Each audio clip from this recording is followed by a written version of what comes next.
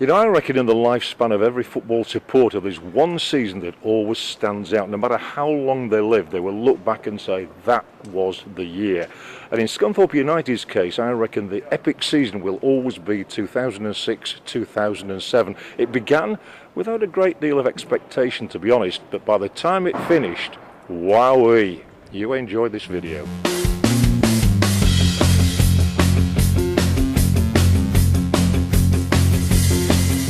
The promotion race actually began on the opening day of the season at Ashton Gate. Many pundits were tipping Bristol City to make it into the Championship, but few seemed to be putting their money on Brian Law's team, who was soon under pressure. The closest the Iron came to a goal was through David Mulligan's free kick, but on their own ground, City are always formidable. And they eventually took the lead. It was pacey striker Enoch Shawunmi who timed his run to perfection. He managed to stay just onside and then calmly went beyond Joe Murphy to fire into an empty net. It became a start to the campaign and a day to forget when Steve Torpey picked up a red card for that challenge there. An early suspension, of course, to go with it. And anybody even thinking Scunny might run away with the league on this day might have been taken away by men in white coats.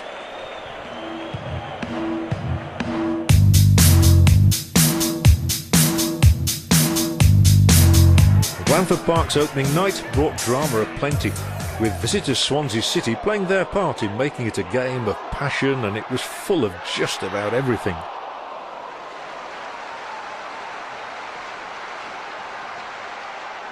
Unfortunately for the Swans, that included a red card for ex-Manchester United defender Alan Tate. He paid the penalty for a two-footed lunge at Cleveland Taylor. He was sent off with a straight red card by referee Howard Webb.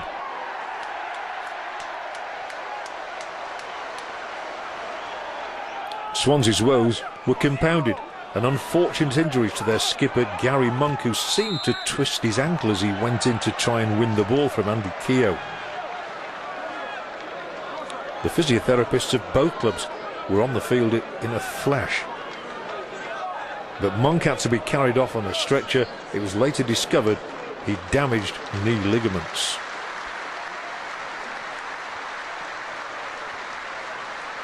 Undeterred, Swansea created a good chance for themselves. Rory Fallon once of Barnsley rising for a header which needed Andy Crosby to show off his positional skills as a defender. But even Crosby was powerless to prevent the first goal of the night.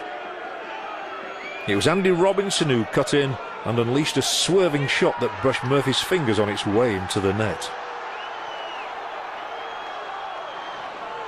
It then required a typical Cleveland Taylor dash to get Scunny back into the match.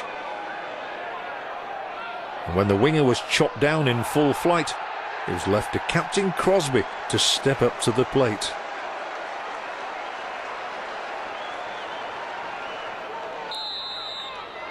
And that he did, to register United's first goal of the campaign.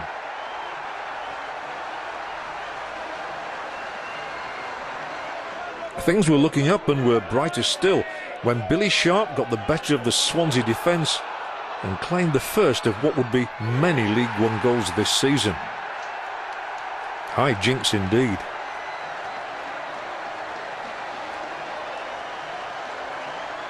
Brian Law's team couldn't hold on for a first win though. In fairness, Swansea's equaliser was a well-constructed goal, with the New Zealander Fallon playing a prominent role throughout. He it was who finished a flowing move emphatically. This had been a 2-2 draw of rich entertainment.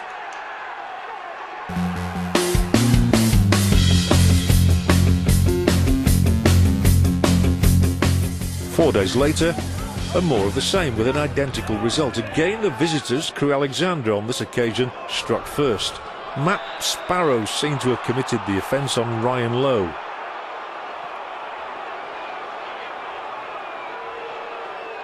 And that led to Luke Rogers beating Joe Murphy from the spot.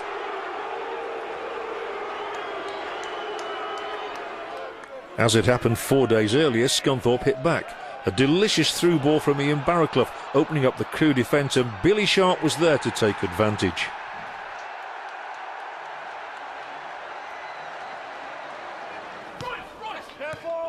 Crewe, though, were back in front again when Rogers, a much-travelled striker around the lower divisions, popped up by driving in a low cross. Murphy could only palm it away, and David Vaughan was there to finish the job for Crewe.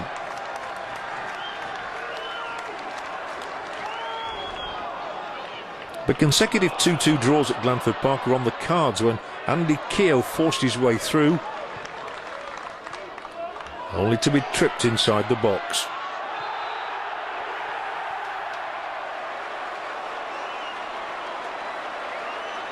So, step up the new penalty king, Andy Crosby, showing off his newfound expertise once again in front of the adoring home support. And 1 point almost became 3. A late chance presenting itself to Andrea Ferretti, the Italian on loan from Cardiff. His header though was weak. 3 games played, just 2 points to show for it. Hardly promotion form. Having lost their first 2 fixtures but then won at Blackpool, Rotherham was something of an unknown quantity, but the trip to Millwall began promisingly enough for the Iron. Billy Sharp scoring for the 3rd consecutive game.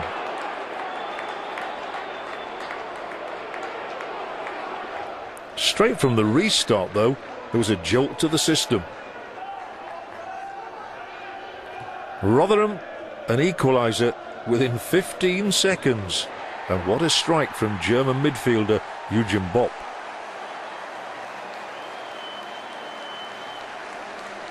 It was a setback from which the Iron never really recovered, and nobody would have suspected the wretched season the Millers were to endure, even with their 10-point deduction, when new signing Pablo Mills struck the goal that ultimately won the Millers the points. Indeed, but for a fine double save by Joe Murphy, the defeat might have been heavier. Murphy in outstanding form. On the other hand, United did carve out some good chances of their own, with Sharp and Matt Sparrow putting themselves about. The best chance of all fell to Andy Keogh, but he couldn't convert, and it was a defeat at Millwall.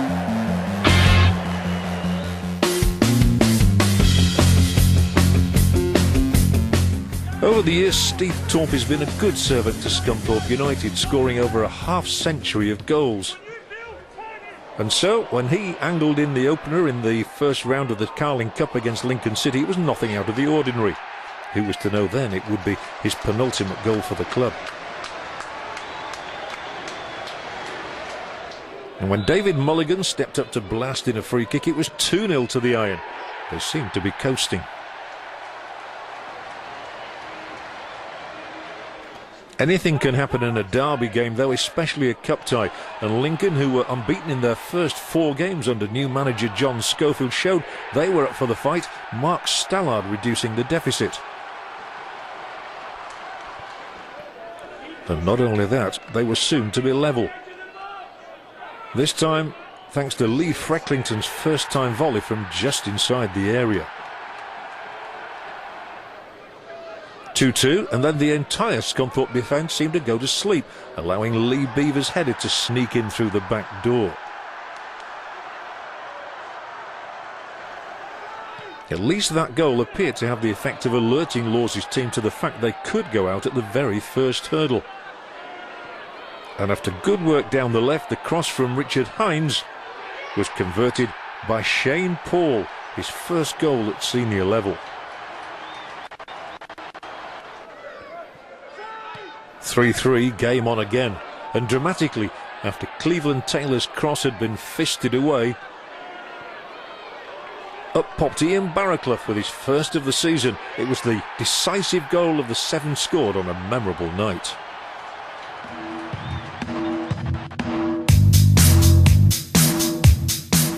Brentford's visit 4 days later didn't match up in terms of goal output, but there were still thrills aplenty, and the Bees were really buzzing when Joe Kafur crashed in a loose ball. The Bees managed to then swap themselves in the face with a type of own goal to give any defender nightmares. Richard Hines met the corner and left the rest to Brentford's John Massinho, Having studied at Notre Dame, he might have considered throwing himself in the Seine. And then Cleveland Taylor got to work. But a combination of misfortune and misfiring meant his crosses created nothing. Nothing tangible anyway. How Brentford though survived these skirmishes is a mystery. Suffice to say, the crossbar was kinder to them than it was to Scunny.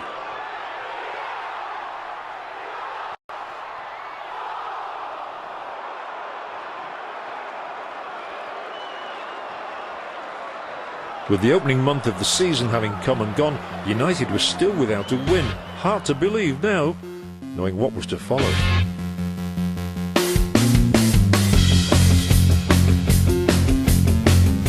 The first day of September was to prove a red letter day. Even if it was a Friday spent in deepest Kent, Richard Hines rose majestically to put the Iron in front against Gillingham.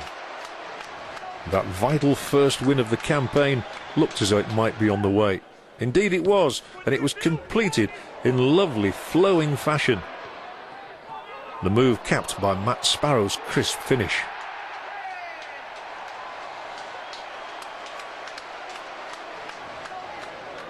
Joe Murphy was called upon to make one critical save as the Gills sought a way back into the game. But a 2-0 win would do nicely. Indeed, it might easily have been 3-0. Scunny should have scored again here, but Ian Morris seemed to lose his balance at the critical moment, or maybe there was a touch of stage fright on his debut.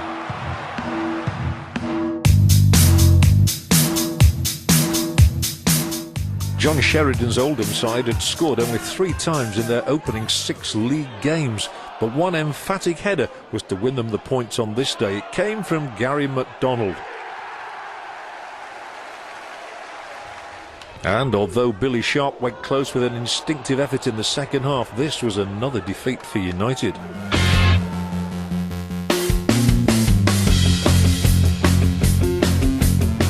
Two home games in 1 week was just what Laws needed. 2 victories and 6 points was what he got.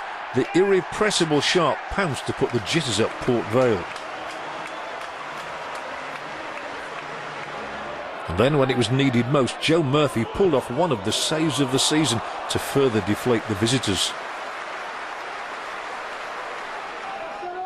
Having claimed his 4th goal of the season, Sharp then showed why he was building a reputation as the hottest marksman in League One. This is 5th and probably the best so far.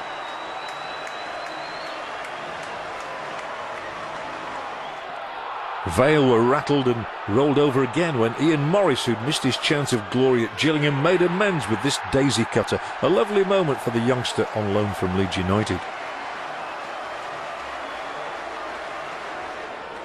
Mulligan's free kicks had been much to the fore in the early season games, and the New Zealand international was close to a 2nd goal of the season for himself.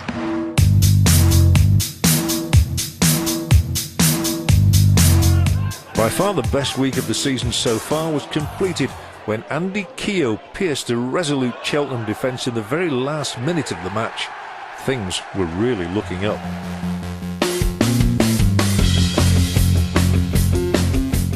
A visit from Martin O'Neill's Aston Villa in the Carling Cup was a welcome diversion from the league, and a good money spinner too, with over 6,500 turning up to see the Premier League stars. A penalty awarded here for Richard Hines' indiscretion. There seemed to be few arguments, and it was left to the Colombian international Juan Pablo Angel to become first on the score sheet, even though Joe Murphy's valiant attempt had foiled him initially. Angel's 2nd goal was an absolute classic header at the far post. United were effectively out of the competition.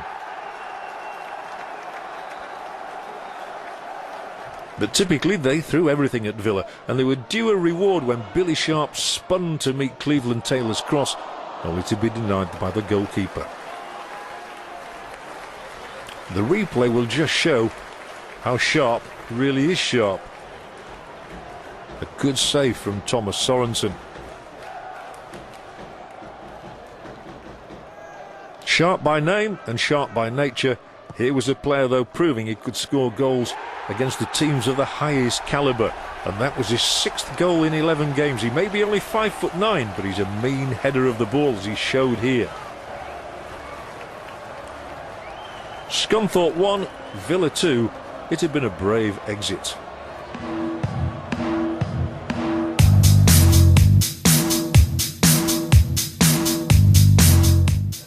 While Sharp was taking the headlines at one end of the field, Irish goalkeeper Joe Murphy, mystifyingly released by Sunderland, was definitely taking them at the other.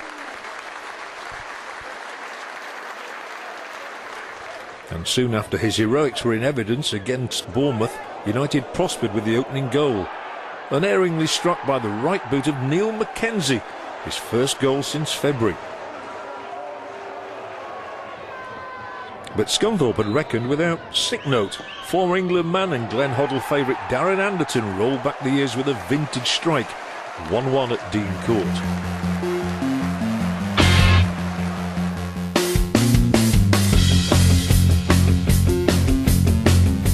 It was Chesterfield away next up for a team improving by the week, and having been born just up the road in Sheffield, Billy Sharp could be forgiven his lap of honour at Saltergate, lapping up a typical poacher's goal.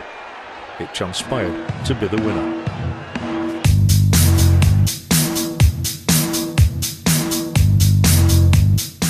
Back-to-back wins were achieved for the second time in the month when Doncaster Rovers made the shortest of journeys to Glanford Park. Cleveland Taylor still hadn't got off the mark for the season. The desperation showed in his face. But thankfully, the same could hardly be said of Billy Sharp, and when Andy Keogh dragged the ball down into his path, it was with inevitable consequences.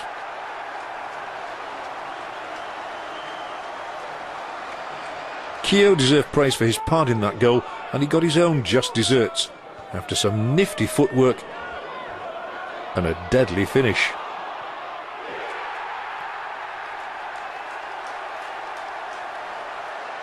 September had been extremely productive. The team that was 20th in the table at the end of August had jumped 13 places.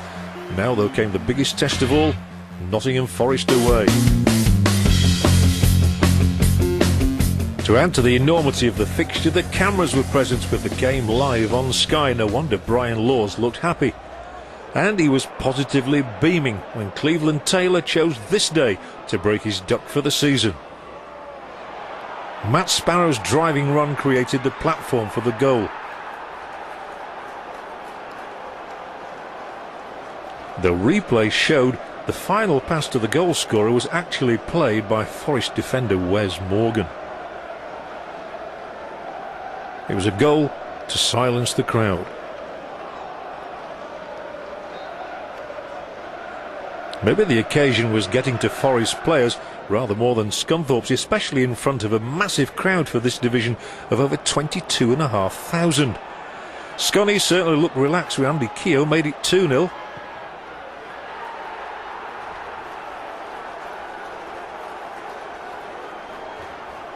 A neatly played 1-2 with Billy Sharp opened up the Forest defence, and a clinical finish gave Keogh his second goal in consecutive games. If Forest had been stunned by the first goal, they were certainly stunned by this one. There was a real balance to Scunthorpe's team on the day, and with Keogh and Sharp in irresistible form, it was no surprise when Ian Morris extended the lead.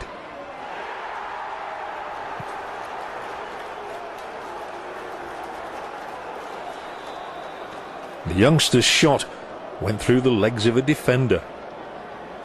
But the sweetness of the football couldn't be denied and gave Forest manager Colin Calderwood much to ponder.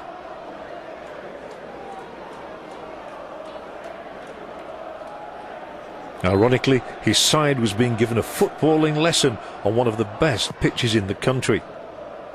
Humiliation was complete when Sharp got goal side of Morgan to make it 4-0.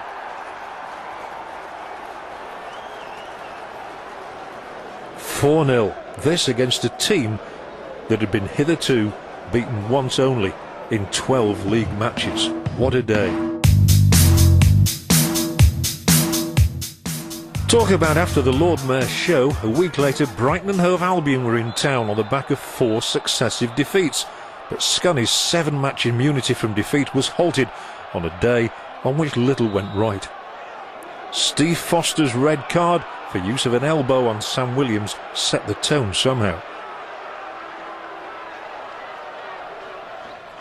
So it was almost no surprise when Andy Wing slung over a cross and Dean Cox surprised everybody with a goal that really should have been prevented.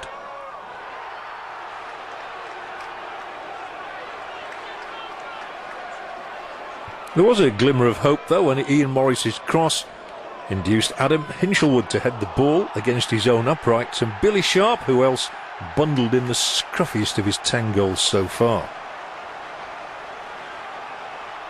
But this was definitely not United's day. Brighton turned the form book upside down with Gary Hart's winner.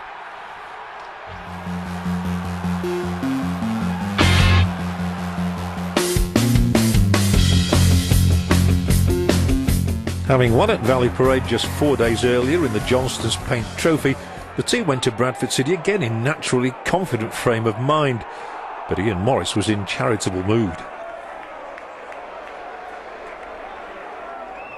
Steve Torpey thought he'd scored against one of his former clubs, only for the referee to mar his day by ruling that he'd pushed Mark Bauer in the process of netting.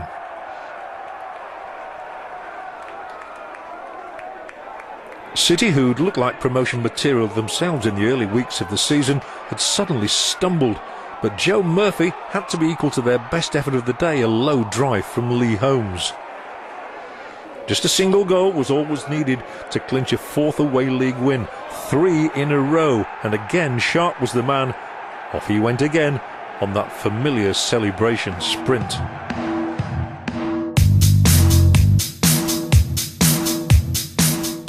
The goals were coming thick and fast now, especially for Billy the Kid, sharpshooter supreme.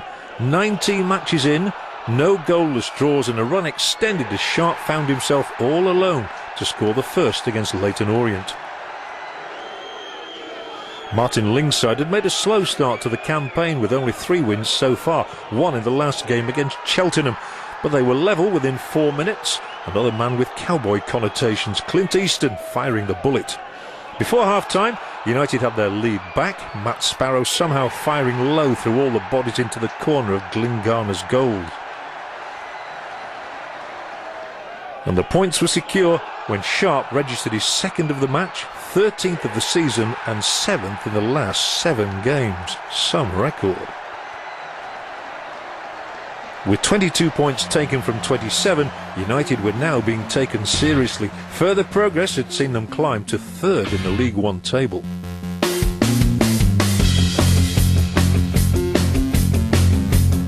Another shortish journey, this time to Huddersfield, saw Brian Law's return to one of his former clubs from playing days, and he almost had a goal to celebrate in the early exchanges.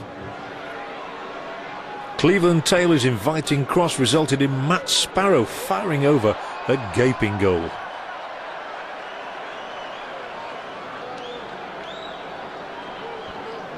Eventually though, the pressure did pay off, with all the usual names figuring in the build-up.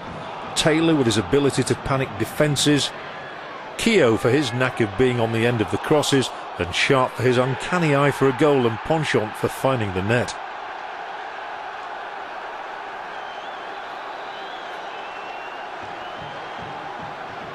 Huddersfield do have a talisman of their own though. Andy Booth, as good a header of the ball as it is in the lower divisions, won his side a point with a typically towering effort. There was a bombshell over the next 48 hours when manager Brian Laws was enticed to take over as manager of Championship club Sheffield Wednesday. There was none of the usual animosity though, as he went with the blessing of the United board and thanks for a job well done. Ross Wilcox left too as his assistant, so physio Nigel Adkins was asked to assume the role of caretaker boss.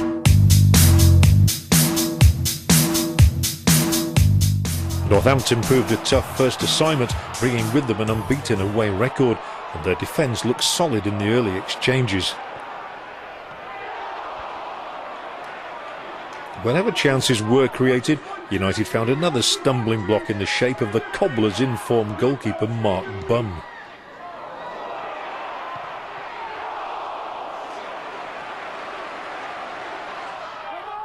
And not even Billy Sharp could find the target for once. It began to look as though the Adkins era would kick off with the dropping of home points.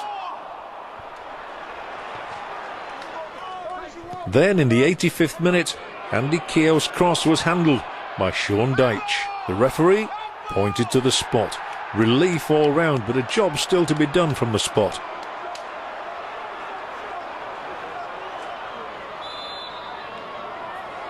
Skipper Andy Crosby made it a day to savour for the new boss. Now, Jim must be delighted with the way that they played. Oh, very much so. I mean, we've carried on the work ethic that we've had all season, basically, and we've come into a game today against a very tough opposition, sort of like a flowing midfield that they've got, and we've just basically dominated the game, passed the ball ever so well, created numerous opportunities. Everyone had a smile on the face, and they've enjoyed playing football, and hopefully the supporters have enjoyed what we've done today. Credit to every single player. They've been, for the last fortnight, they've been absolutely top draw, and I think they've expressed themselves sufficiently out there to show that.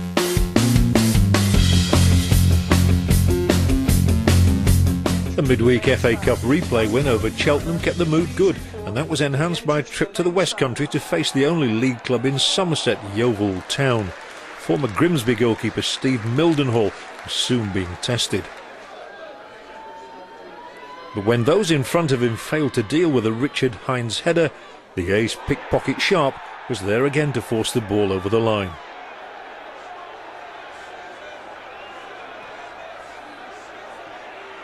What's more, Sharp was there yet again to continue his remarkable rise to the top of the league's scoring charts after typically good work by Andy Keogh and Cleveland Taylor.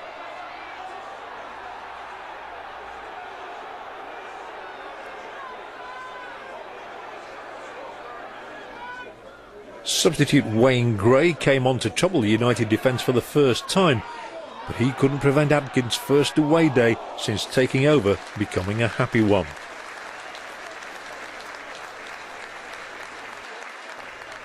The 200 travelling fans had seen further evidence that their heroes were genuine promotion contenders. Second in the table, they were already in dreamland.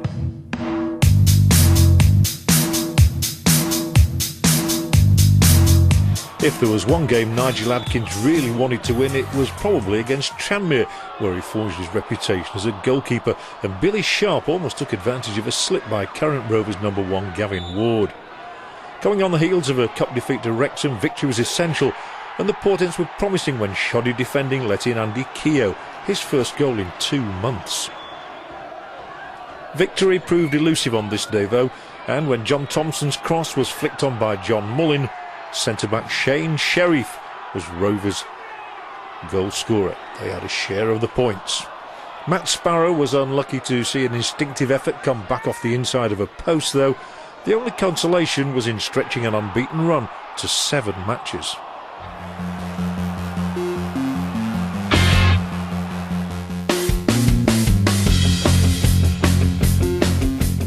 A trip up the M6 to the Scottish border can be fraught with danger, and Carlisle was soon making sure Joe Murphy was on his mettle.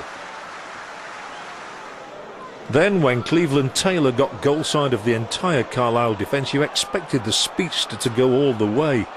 But showing great presence of mind, he checked inside and teed up Billy Sharp's 17th of a highly productive season.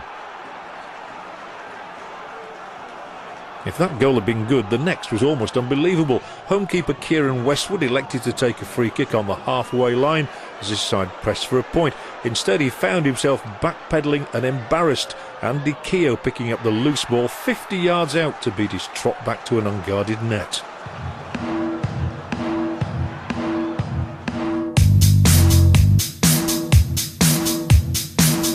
There just had to be a setback sometime, and it came 10 days before Christmas. Under Simon Grayson, Blackpool had been showing rapid improvement.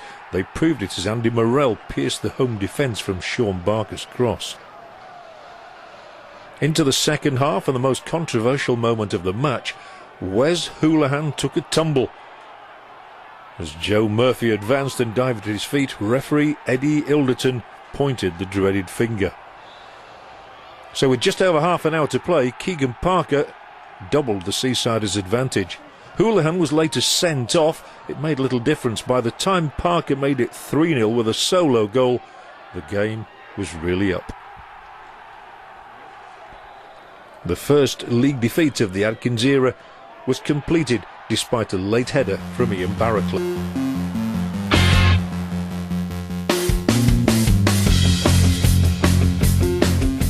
By general consensus, a 1-0 win at Millwall was lucky, but it was the sort of result achieved by successful teams, and the fans were happy enough to take Steve Torpey's last goal for the club against his first employers.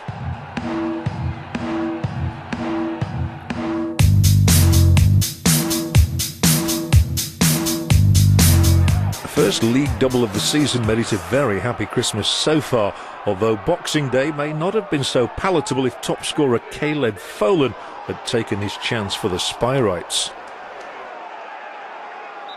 As it was, he was shown how to do it, when hesitancy in the visiting defence was exploited by who else but Billy Sharp. A relieved man. After all, he'd gone all of 2 games without a goal. The game was closer than expected against Roy McFarlane's strugglers, Andy Keogh forcing a diving save out of Barry Roach.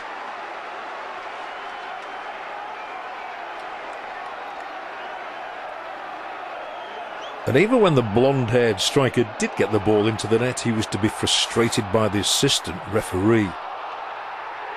Offside. Still, back-to-back 1-0 wins would do nicely at this or any time of the year.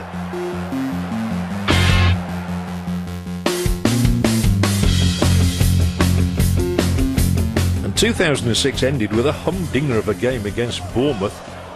It was Andy Crosby who gave his side the perfect start, forcing the ball in after just 8 minutes. Then midway through the first half, Ian Morris sent Andy Keogh sprinting through. He beat Neil Moss. It seemed like plain sailing.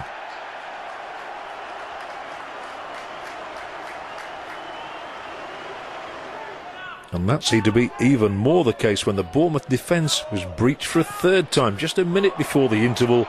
Billy Sharp sweeping in goal number 19 of his season. Cherry's boss, Kevin Bond, reacted with a triple substitution at half-time and reaped dividends. A rare mistake from Joe Murphy, punished by the grateful Sam Vokes.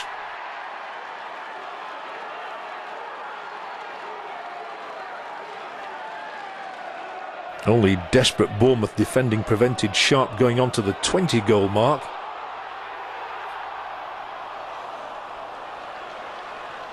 But then the South Coast side gave themselves real hope of a shock turnaround when Vokes poked in his 2nd goal. Still 16 minutes to play as well. But United held on, and this was their massive reward. A place at the summit as they overhauled Nottingham Forest for the first time all season. It had been a remarkable upsurge in fortune and position from that dodgy start back in August.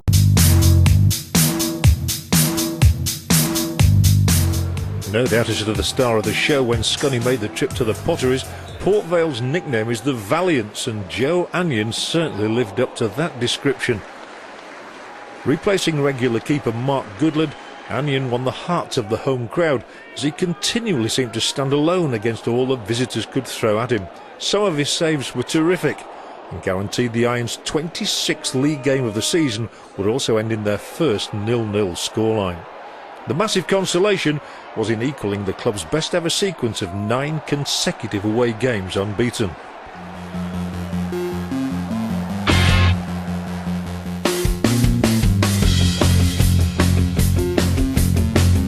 Help was at hand when Oldham came to Glanford Park for the first Saturday date of the new calendar year. Ex-Leeds United defender Sean Gregan planting a diving header firmly past his own goalkeeper. The Latics, with promotion aspirations of their own, fought back to suggest they might yet get something from the game. Chris Porter with that chance, and then the game exploded with 2 sour moments that cost the home team 2 men. First of all, Cliff Burns saw red. He went diving into attack along winger Chris Taylor. The referee was adamant. And 3 minutes later, Darren Dedman was showing the same colour card to Cleveland Taylor for the second of 2 bookable offences. Again, Taylor's namesake had been the wounded party.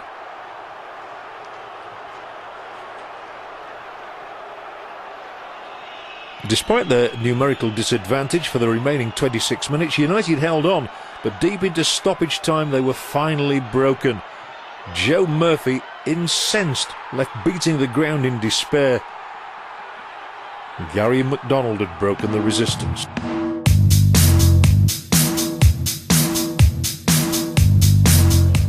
The 4th meeting of the season with John Ward's Cheltenham Town seemed to be heading in the wrong direction when a speculative shot by Stephen Gillespie flew beyond Murphy.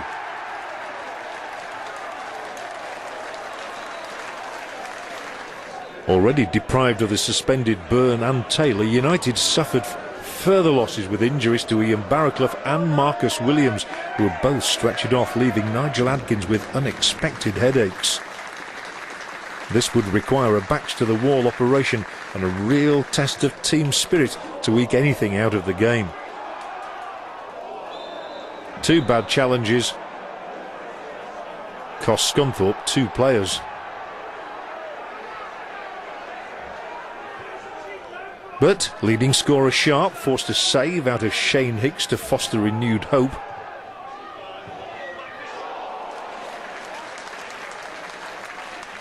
And then, with time running out, Jim Goodwin hoisted the perfect free kick. Of course, it was Sharp who plundered a point with goal number 20.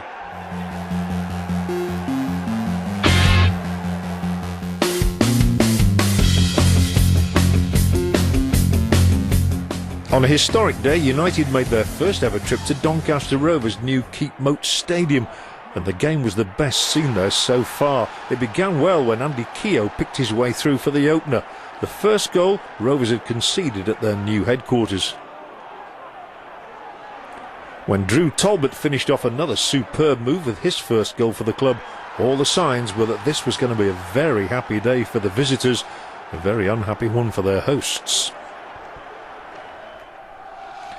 But skipper Graham Lee breathed life back into the home side with a header, that coming early in the second half. And soon afterwards, the teams were level again. Jonathan Fort getting away down the left, and the free-scoring Welsh international Jason Price meeting the cross with a measured finish.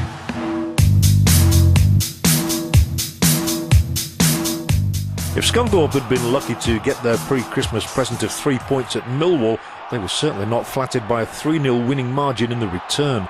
Jermaine Beckford on loan from Leeds certainly missed one very takeable chance. Then Billy Sharp was also close to making a breakthrough as the Londoners struggled to make any impact on the game. Yet again it was Cleveland Taylor who came up with an answer when a breakthrough was sorely needed. His cross stretched the Lions once too often, and often unsung hero Jim Goodwin profited with his first league goal. 1-0 soon became 2-0. Taylor's through ball split Millwall asunder. Sharp was always going to be a handful, and when Paul Robinson bowled him over, referee Ilderton, a man well known to the Scunny fans by now, awarded the spot kick. Andy Crosby was spot on as ever.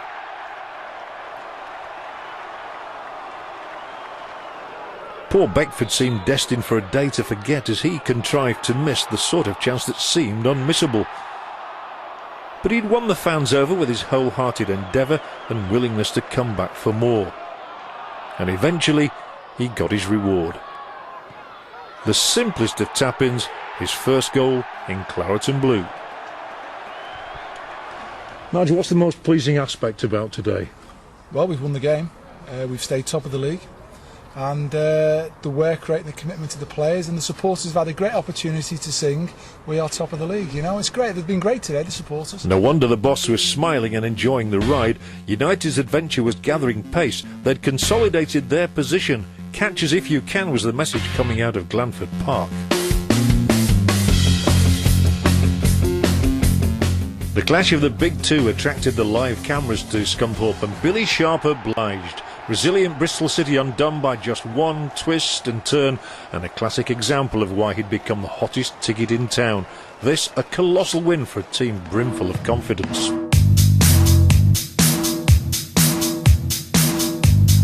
Strangely, Rotherham United, a club who were to be doomed to relegation, gave United bigger problems as they had done earlier in the season, and it required a very special goal to see off their challenge. Jermaine Beckford's exquisite strike, an obvious candidate for goal of the season.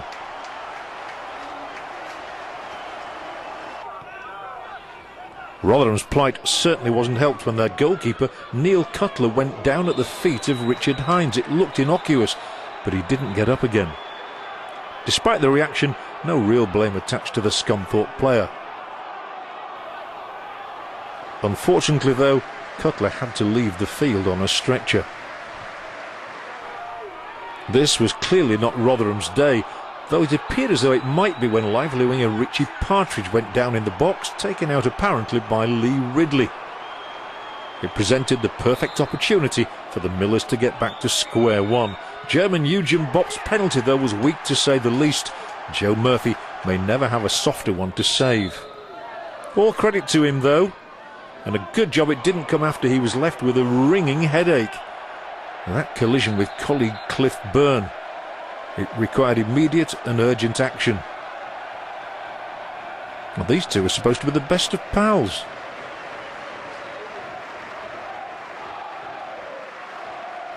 But when Ian Henderson failed to turn in the easiest of chances, Nigel Adkins knew it was certainly his team's day.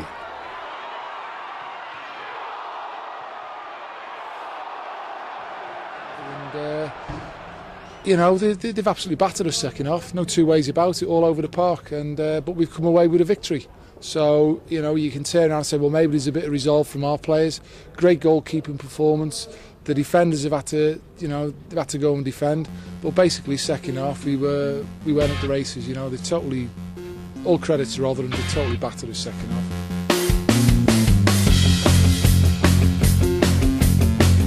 Over the years, many clubs have suffered on midweek trips to South Wales, but Swansea came off second best as Scunthorpe stretched their highly impressive run to 11 games without defeat. Billy Sharp scored in the first attack of the night, and when Willie Guéret made a hash of dealing with Neil Mackenzie's piledriver, Jermaine Beckford was left with the simplest task to deflate the Swans, who'd just parted company with manager Kenny Jackett.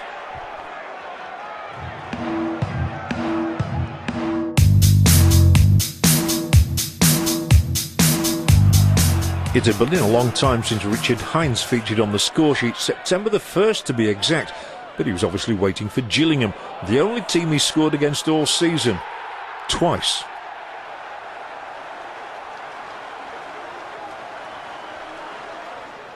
The Gills, going neither up nor down, hit back in slightly unusual fashion.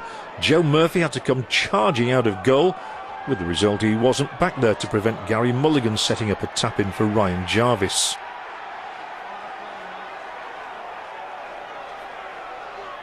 A major turning point came undoubtedly when Jermaine Beckford was hauled back by Ben Chorley. Referee Graham Salisbury saw it as a sending off offence, much to the horror of the Gillingham defender. Fortunately, he didn't hang around to see the consequences. Dave Mulligan curling in a beauty of a free kick to restore United's lead.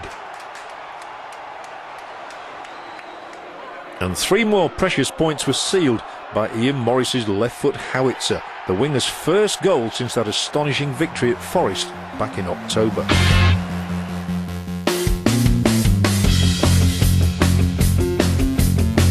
Crewe are one of those teams you never know what to expect from. They can be brilliant or blundering, but they're never boring.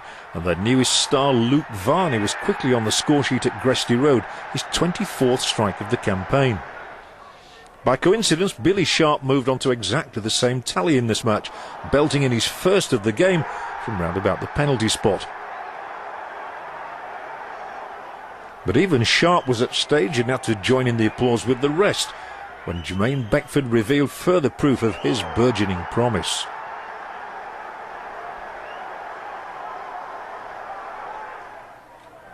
Matt Sparrow then set up sharp second of the night, and for the fans it had been a journey well worth making as the dream moved a step closer to reality.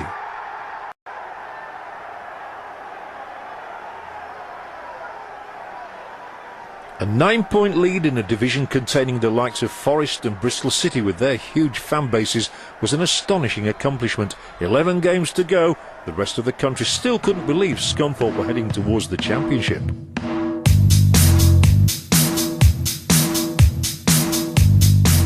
In his 5 weeks at the club, Jermaine Beckford had established himself as a firm favourite with the fans, and he cemented that position after the ball dropped at his feet off the shoulder of Bees defender Andy Frampton.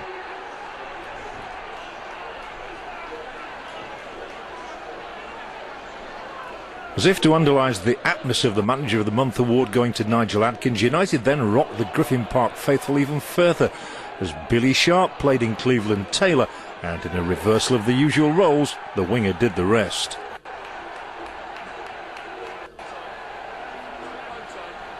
Brentford, going in the opposite direction to United, namely League Two, were handed a lifeline, the referee ruling that someone had taken down Neil Shipley. He was adamant, but astonishingly Kevin O'Connor's penalty was so wayward the ball ended up in a Brigham bysail down the road.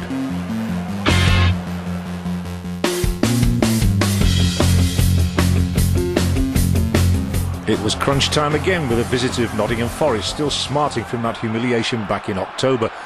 And when Jack Lester's surging run was ended by Joe Murphy, those around the keeper looked anxious, but Chris Commons made debate unnecessary, angling in his shot for a Forest lead.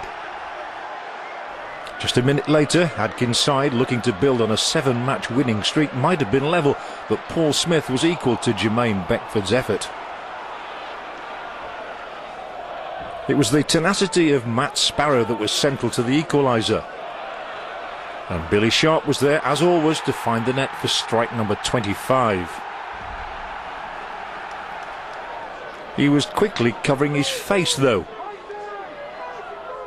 with his shirt, after failing to convert David Mulligan's free kick.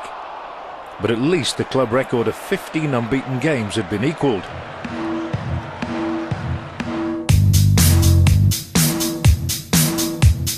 You may recall it was Brighton and Hove Albion who lowered United's sails after the October heroics at Forest, so not wishing for a repeat they set about their task at the Withdean Stadium, Cleveland Taylor stretching Scott Flinders. Nonetheless, Brighton bossed large chunks of the action, so it was a relief when Jermaine Beckford somehow found the space to drill in goal number 6 of his lone spell from Leeds.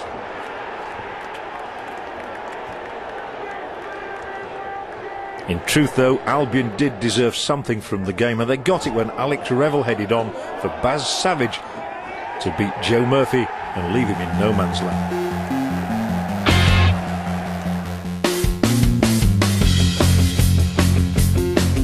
Another journey south was to test Scunthorpe's apparent immunity from defeat even more stringently. Ex-United winger Wayne Cordon thrashed a shot into the ground and up into the net. Was this going to be the day United finally ran out of luck? Well, not yet. Early in the second half, Beckford surged beyond Orient defenders, and there to meet the pullback and side foot only his second goal of the season, Neil Mackenzie.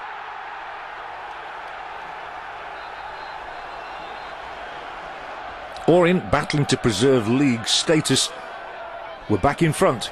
Gary Hooper hooking the ball over the line with 3 minutes to go. Orient looked certain winners. But then deep into stoppage time, Scunny showed just why they were champions-elect, their never-say-die spirit typified by Billy Sharp's leveller. 2-2.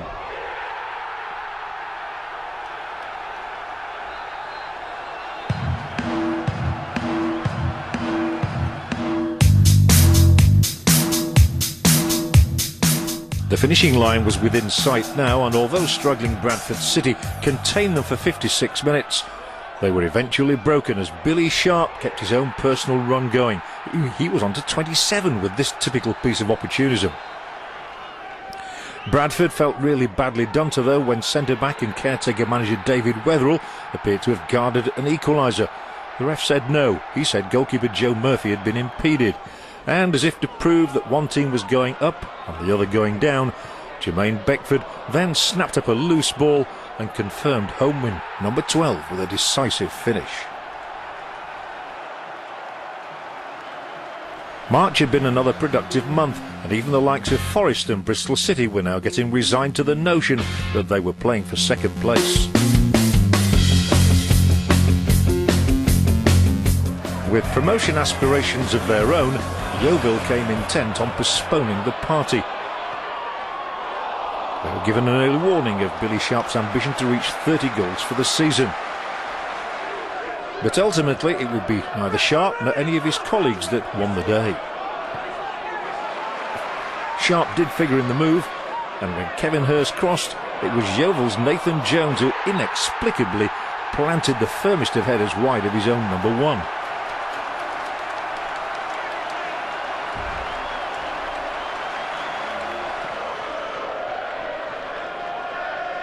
As for Sharp, the Big Dipper coming up was the closest he came, but United went 7 points clear of the chasing pack and were now unbeaten in 19, a sequence stretching back to 10 days before Christmas.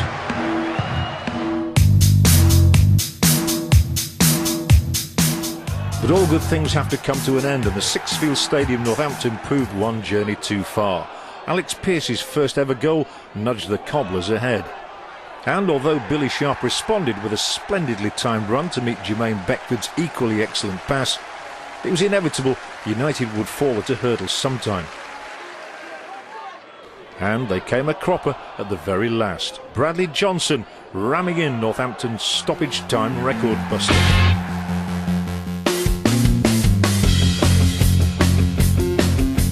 With all due respect to Andy Ritchie, who'd taken over as Huddersfield manager from Peter Jackson, this wasn't his day, it was Nigel Adkins' day in the sun, and with his side bidding to reach the promised land of the Championship for the first time in 43 years, he was prepared to drink in every moment. The players have got belief in themselves, and the supporters have got belief that we can actually go and achieve something, and that's what we said from the outset. You've got to believe to achieve, and that's what we've gone and done. We've given ourselves a dream of getting to the Championship, and everybody's taking it on board. They've all been given roles and responsibilities, and they've carried them out fantastically. You know, the team spirit, the team camaraderie, the cohesiveness of all the players as individuals to work as a team for one another has just been exemplary, you know, and that's why we're in the position we are. We've got Billy Sharp who's scoring the goals at one end, Joe Murphy keeping them out at the other end, and in between that we've got two stalwarts in Andy Crosby, who's my assistant manager, and Steve Foster, who've been immense. And Ian Barraclough in the middle of the park. We've got several other players who've been absolutely fantastic, and they've all worked so hard as a team. Would Billy Sharp be the man to take United up? He was certainly the bookies' favourite to notch the first goal, but then this had been a team effort from chairman right through to groundsman and even the ball boys. It's a very special day. It's the biggest day that I can think of in my time with Scunthorpe United, certainly, yes. Well, it's been over. Let me do my maths. What is it, 40-something years since you were this I think it's probably 49 years since we got promotion to the old second division. So, how has it come about? Because for so long, as you say, you've had your moments, you've had your playoff wins and all that at Wembley, but to reach this point in the football pyramid is quite some achievement for a club of Scunthorpe's size, isn't it? What's gone right? How have you got this far? We've had 10 years of a good manager with Brian Laws, put a good squad together. Very, very good squad this year. Nigel Adkins came in late October and picked up where Brian left off and has just gone from strength to strength. And as I say, we've got a fantastic squad of players. Good appointment, that, the gaffer. What do you reckon? It was a fairly obvious choice if you know Nigel, and it was just a question really of whether he wanted to take the job full time. But he's been involved with the coaching side for a number of years now, and people think he's just a physio, but he was more than a physio.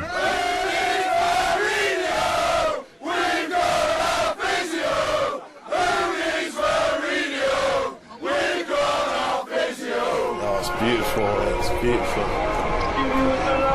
Days, dreams are made of. Cheers, mate. Yeah, it was. Cheers. The mood was confident and relaxed, the sun was shining, all seemed set for a perfect day, for players, fans and manager alike. Huddersfield, by no means at full strength, did try to make life difficult though, but Kevin Hurst was as close as can be to the opening goal.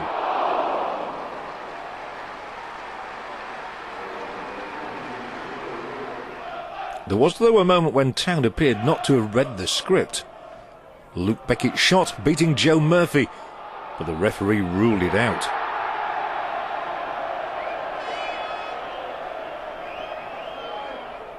As half-time approached, it was now becoming a nervy, edgy performance, and mood hardly helped when Jermaine Beckford spurned the most glorious opportunity so far. The boss was calling for a return to law and order, while at the same time wanting to get some more momentum into the display. He thought his prayers had been answered when Beckford crossed and Billy Sharp pounced, but the assistant referee's flag cut short that particular celebration. The breakthrough, though, would not be long delayed, and it came from the same source. Kevin Hurst contrived the shot, Matt Glennon parried, and that's meat and drink to the sharpshooter supreme. 7,500 went mad. They were scenting trips to Wolves and West Brom, Sheffield and Southampton. And Sharp went mad too. He knew exactly how to celebrate and where to run to the cameras. After all, he'd had plenty of practice. With the tension lifted, United came again, but even their most ardent fan thought Huddersfield were more than a little unlucky to have a penalty awarded against them for handball by Joe Scars. For one, he appeared to be outside the box when the ball struck his hand.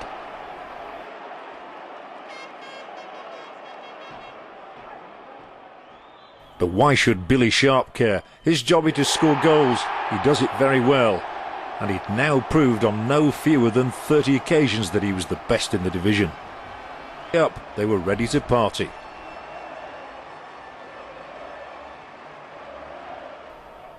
Indeed, Sharp might well have added another notch to his belt, and surprisingly it would have been his first hat-trick of the season. Not to worry, Billy.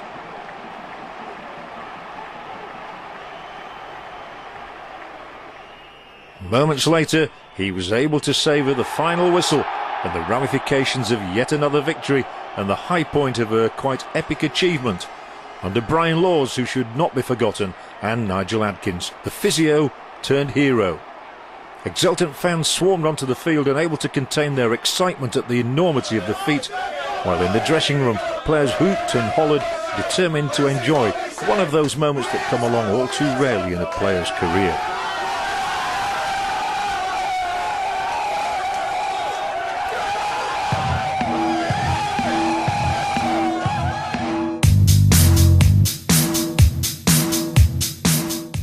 Going back to his old club, Tranmere, Nigel Adkins might have been fearful his team would take its foot off the pedal.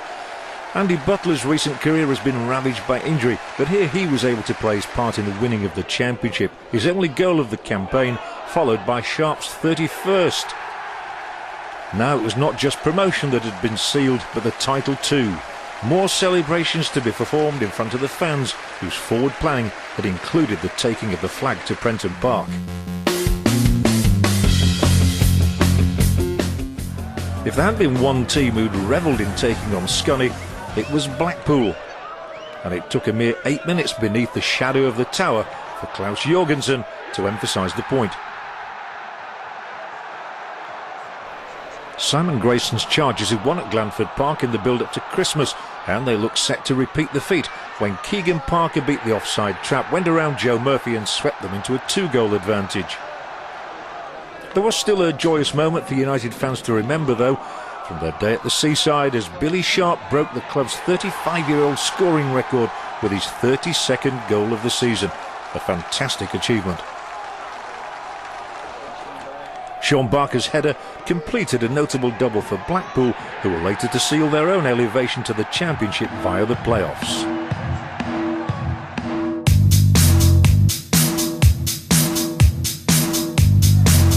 Nothing really at stake. A party mood prevailed for the final game at home to Carlisle United.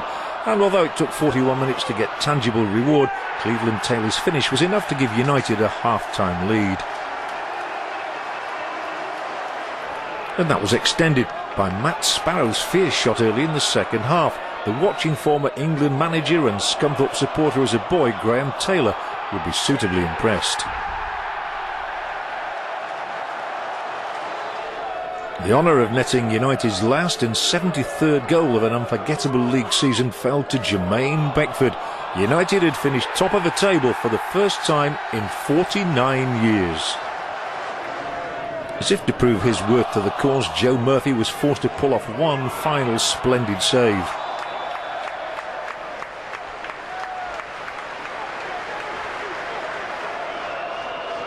But at the final whistle, it was time to put into context the efforts of a quite stupendous achievement. Scunthorpe United, little Scunthorpe United in the eyes of the rest of the country, had taken on and beaten everyone else in the division over 46 matches. Nobody can ever take that away from them. Overcoming the loss of a long-serving manager, they kept their nerve, just kept everything ticking along as usual, and reached their goal to scale new heights. Everyone at the club played a part. Now they must meet new challenges, but these jubilant scenes tell the story of a truly epic season.